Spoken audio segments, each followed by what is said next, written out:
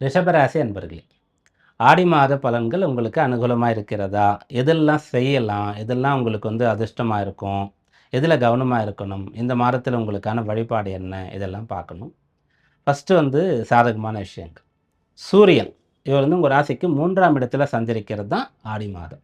அப்ப சூரியன் அப்படின்னு சொல்லக்கூடியவர் 3ல இருக்கிறது விசேஷம், நல்லது, பலன் தரக்கூடிய ஒன்று அப்படின்னு சொல்லப்படுகிறது.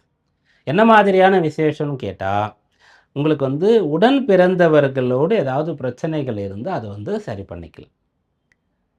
உடன் பிறந்தவர்கள், சகோதர, சகோதரிகள் இவங்களுக்கும் உங்களுக்கும் இருக்கக்கூடிய கருத்து வேறுபாடுகள் எல்லாம் சரி பண்ணிக்கலாம். சொத்து சம்பந்தமான விஷயங்கள்ல பிரச்சனைகள் இருந்தா, அதெல்லாம் சரி பண்ணிக்கலாம்.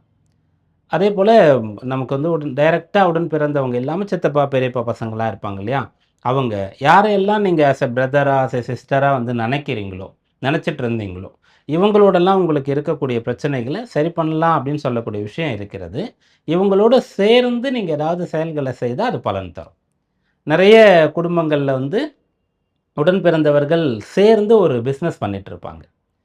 முதல்ல அண்ணன் ஆரம்பிச்சிருப்பாரு. அப்புறம் தம்பி சேர்ந்துட்டுருப்பாரு. அல்லது சேர்ந்து ஆரம்பிச்சிருப்பாங்க. இல்லன்னா அவங்க ஃபேமிலி பிசினஸா இருக்கும்.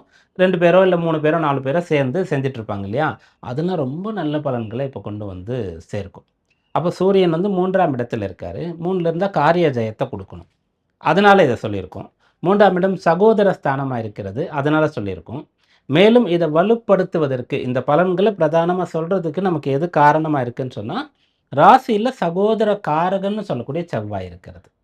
அதனால அந்த சகோதரம்னு சொல்லக்கூடிய ஒரு தொடர்பு உங்களுக்கு வந்துடுறது. அப்படி வந்துரும்போது அதில பிரச்சனை இருந்தா சரி பண்ணிடலாம்.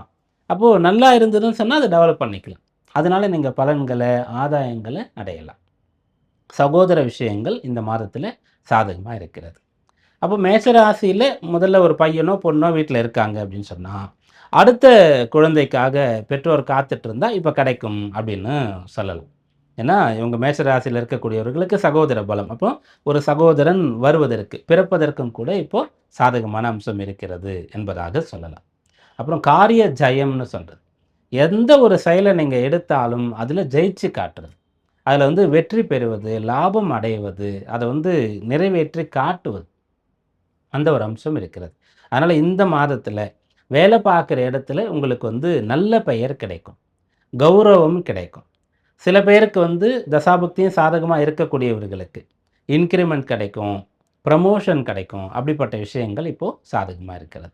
பிசினஸ் பண்ணிட்டு இருக்கக்கூடியவங்க முதல்ல பார்த்த மாதிரி துணிகரமாக ஒரு ப்ராஜெக்ட்ட எடுத்து, இல்ல பிசினஸ் எக்ஸ்பேன்ஷன்லாம் பண்ணணும் அப்படின்னு சொன்னா, அதற்கான விஷயங்கள செய்யறது, அதெல்லாம் சாதகமா இருக்கும். இது இந்த சூரியன், செவ்வாய் தரக்கூடிய பலனா இருக்கு.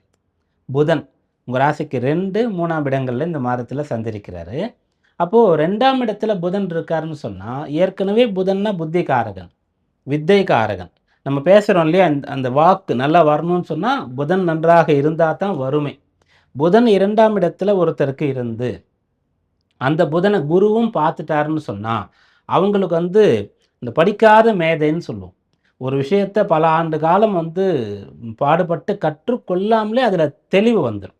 அது எப்படி வரும்? அப்போ அவ்வளோ வருஷம் படிக்கிற ஒருத்தருக்கு அவ்வளோ டைம் வேஸ்ட் ஆகுதா? இவரு படிக்காமலே வந்துருமான்னா, இது எல்லாமே பூர்வ ஜென்ம கர்மா. அதனுடைய தொடர்பு. அப்போ முற்பிறவியில ஒருத்தர் நெறைய படிச்சிருக்காருன்னு அர்த்தம். அதனால இந்த பிறவியில அவருக்கு 2ஆம் இடத்துல புதன் வாய்க்க பெற்று, அத குருவும் பார்க்கிறார். அப்படின்ற மாதிரி இருக்கும். அப்ப அவங்களுக்கு என்னன்னாலும் கத்துக்க முடியும். என்ன விஷயங்கள்னாலும் அவங்களுக்கு பேசிட முடியும். எவ்வளோ பேர் இருந்தாலும் அந்த இடத்துல பேச முடியும். இன்னும் சொல்லப்போனா அவங்களுக்கு வாக்கு பலிதமே உண்டாகும். அவங்க கண்ண மூடிட்டு ஒரு விஷயம் போ செய் அப்படின்னு சொன்னா செஞ்சா நல்லா வந்துரும். செய்யாதன்னா விட்டுடணும். அவங்க ஆசீர்வாதம் பண்ணா நல்லா வளர்ச்சி, முன்னேற்றம் இருக்கும். அவங்க சபிச்சுட்டாங்கன்னா மத்தவங்க கஷ்டப்படுவாங்க. அப்படியாக இருக்கும். அப்போ புதன் இப்போ 2ஆம் இடத்துல இருக்கார். இப்ப நம்ம சொன்னதெல்லாம் பொதுவான விஷயம். புதன் 2ல இருக்கிறதுன்றது. ரிஷபத்திற்கு புதன் 2ல இருக்காருன்னா, ஆட்சி பலம் பெற்றிருக்காருன்னு அர்த்தம். ரிஷபராசி அதிபதி சுக்கிரனுக்கு நட்பு கிரகம். நன்மை செய்ய வேண்டியவர், செய்ய கடமைப்பட்டிருக்காருன்னு அர்த்தம். இன்னொரு வீட்டுக்கு அதிபதி அப்படின்னு சொல்றது பூர்வ புண்ணியாதிபதியா அவர் வந்துடுறார் இல்லையா? அப்போ ரொம்ப சிறப்பா இது பொருந்தி வருகிறது என்பதாக சொல்லலாம். அப்போ பேச்சாற்றல் சிறப்பா இருக்கும். பேச்சை கொண்டு தொழில் பண்ணக்கூடியவர்களுக்கு நல்ல வளர்ச்சி, முன்னேற்றமானது இருக்கும். நேர்முக தேர்வுலாம் இப்ப இருந்ததுன்னா, ஈஸியா அத கம்ப்ளீட் பண்ணலாம். வேலை கிடைச்சிரும். அந்த புதன் 3ஆம் இடத்திற்கு வரார். 3ஆம் இடத்திற்கு வரும்போது, பேச்சோடு நிக்காம சொன்னது செய்து காட்டுவது. சொல்வது யாருக்கும் எளியன்னு சொல்றார் இல்லையா வள்ளுவர். அப்படி சொல்லிட மட்டும் சொல்லிடாம, சொன்னத செஞ்சும் காட்டுறதுன்ற பலன். இப்போ கவனமா இருக்க வேண்டியது என்னன்னு பார்த்தா சுக்கிரன்.